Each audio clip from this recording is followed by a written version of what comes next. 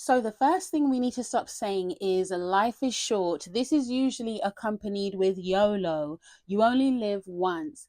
This can create a sense of rushing into decisions, and bad decisions make life incredibly long.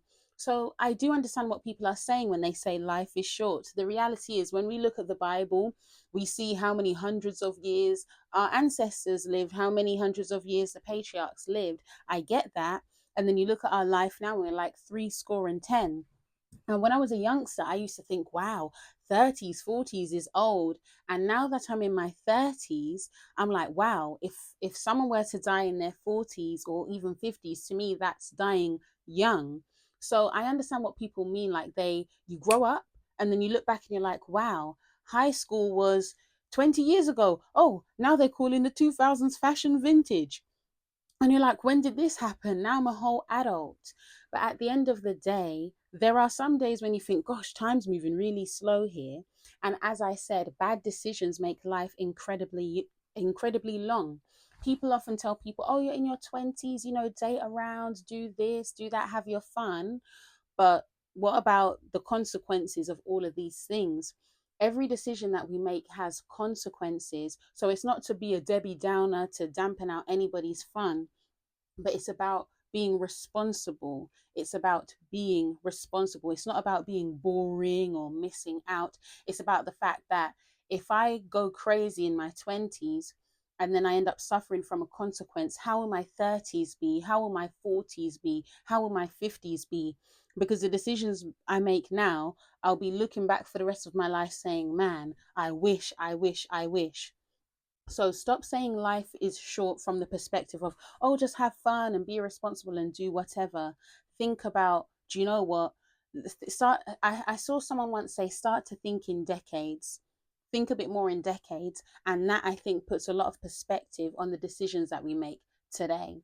The second thing that we need to stop saying is, I'm broke. A lot of times we are not as broke as we think we are.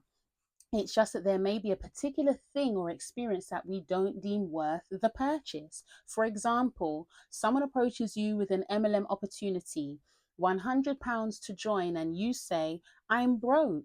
2 days later, someone says, Beyonce is coming to London. The tickets are now reduced to £99. You say, I'm there. Do you see? It just wasn't a priority. Also, I'm broke is a statement. Where is the turnaround? Where is the funds are a little low right now, but things are going to get better? Where is the maybe I need to create a new budget or rethink my spending?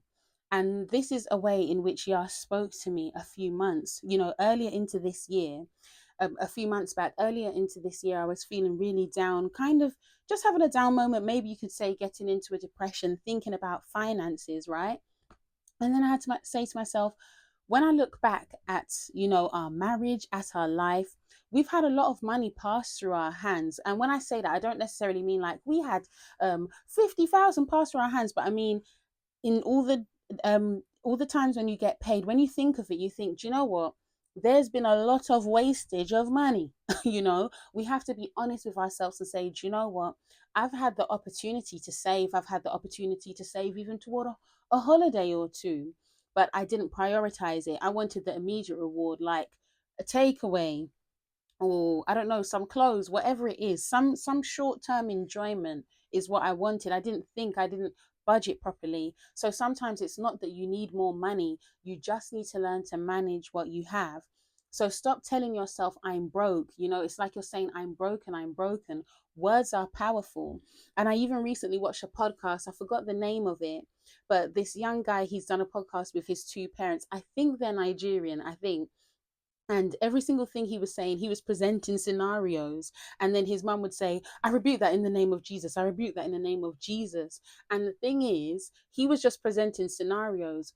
And even though I was laughing, I was thinking, do you know what? She recognizes the power of what we speak over ourselves, that she doesn't even really feel comfortable joking about a potential bad situation. So everything for her, she's like, I'm going to turn it around and rebuke it because I want my life, I want my words to be for my good, for my prosperity.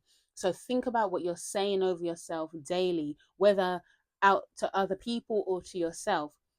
The third thing that we need to stop saying is, that's still your family. I saw a post on Instagram that said this is how abuse gets normalized, and I couldn't agree more.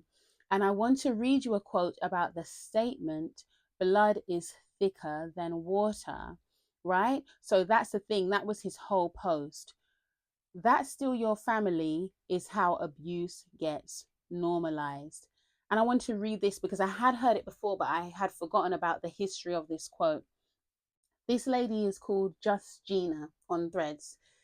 Did y'all know that the saying blood is thicker than water is misquoted?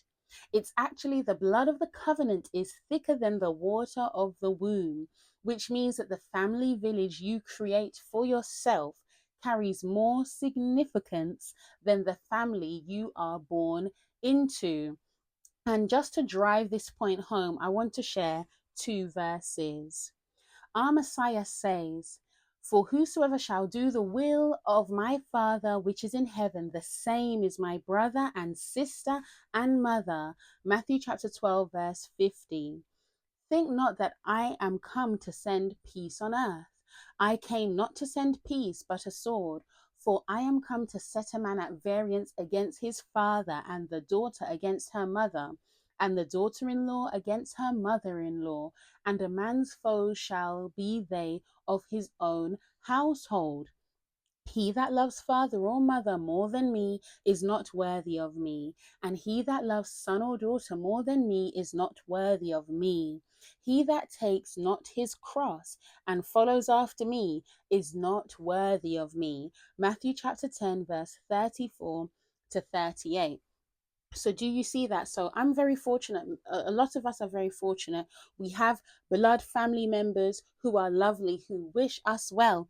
We may have some family members, whether immediate or distant, where we like, that person doesn't wish me well so much, right? But the thing is, you need to be realistic and say, even if this person, even if there's a blood connection there, family acts like family. And also, if there's something that Yah is telling you to do, and your family is getting in the way of that, well, you've seen it there. The Bible's telling you, let the dead bury the dead.